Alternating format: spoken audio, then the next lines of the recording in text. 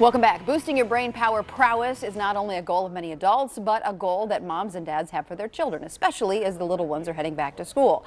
So how do you help your children learn, retain information, and maximize their efforts? Is there something that you should be saying or you should be doing?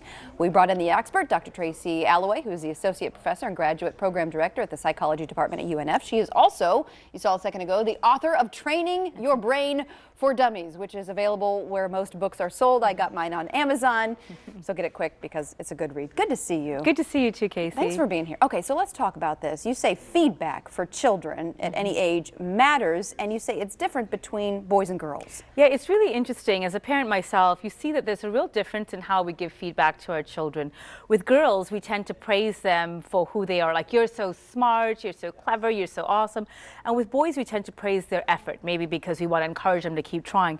But a longitudinal study, so they followed children from toddlers, so kind of around the same age as your little one, right up to 8 years later, and they found that the type of praise really makes all the difference. Really? And when children were praised for their effort, the process of accomplishing something, they found that it was then that they were best able to make better decisions, and they also believed that they could change the outcome of whatever consequence or action that they were trying to accomplish. Why do you think that is, the effort that you put into something more than the intelligence or something behind it? Why does it make a difference? And I think the key difference is that when you praise the person for who they are, like when you say to them, you are so awesome, you are so amazing, that gets tied up to their self-esteem, and they think they can't change that. That's who they are. Like, you know, I have dark hair or I have brown eyes, and so that's not a changeable trait, and that makes all the difference. So they think that if I have to get an A or do well in school, my intelligence is fixed. I can't change that because I've been told all the while this is how I am.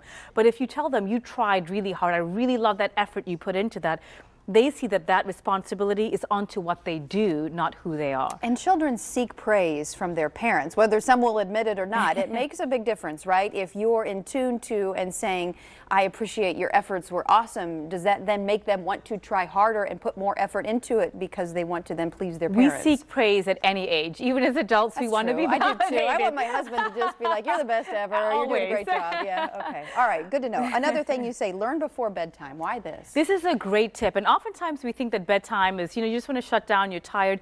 But a study compared 3 different times when it's most optimal to learn. In the morning, when you're kind of fresh, starting the day. In the afternoon, sort of, you've maybe done what you need to do, kind of segueing to the evening, and then just before bedtime. And they found that the group of people who learned just before bedtime had better memory, but it also lasted for a lot longer. What do we do? Are we in bed? Are we reading? Are we doing math problems? Like, how do we We're learning new information. Okay. And so if you have vocabulary words, spelling words that you need to teach a child or that you need to learn yourself, just before bedtime is ideal because then you sleep, and that sleep helps consolidate those memories. You know how people say don't bring your devices into bed, like you should leave all the electronic devices. Can we bring things into the kids' rooms when you say learn before bed? Can we bring flashcards, or should we physically be in another location and then go to bed? Does that make sense? That's really interesting. So there's a lot of research about the memory for the location. Do you remember better when you're in that same location versus, in the dining room or in your bedroom? I think the key is you don't want to bring some sort of computer or backlit device because that blue light from those electronic devices will interrupt sleep.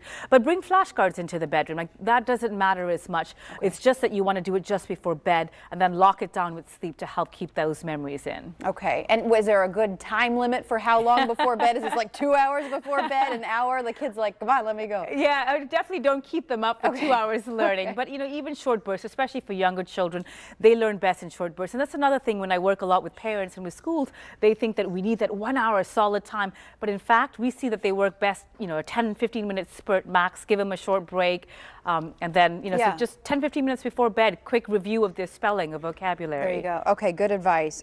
This is interesting. You say take off your shoes. Why I wouldn't do that to you now. That would be miserable. Everybody in the studio would vacate the premises. Yeah, definitely. No, but I love it. I run barefoot, and so one of the things that we wanted to test is whether running could make a difference to your brain, not just your physical health and so on. And we found that when our participants ran barefoot, it encouraged them to pay attention to the ground much more. They had to focus where you're putting your feet because you don't want to step on a twig or a shell if you're running by the beach and so on. And so that extra focus on where they were putting their feet in as little as 16 minutes, we saw a huge boost in their working memory power.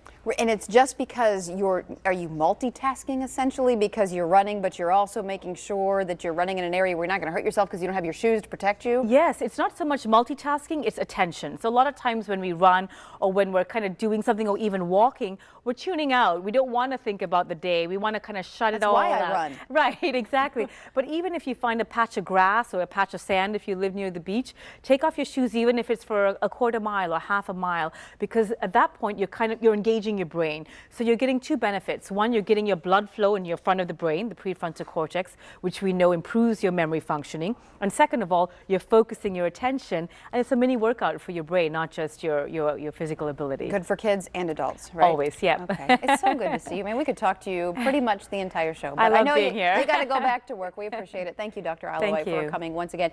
You can pick up a copy of her book, Training Your Brain for Dummies, wherever major books are sold, including Amazon. But go quickly. You can do the 2-day rush delivery, by the way. It's listed under there. But I just bought one, so make sure you get it quick. Good to see you.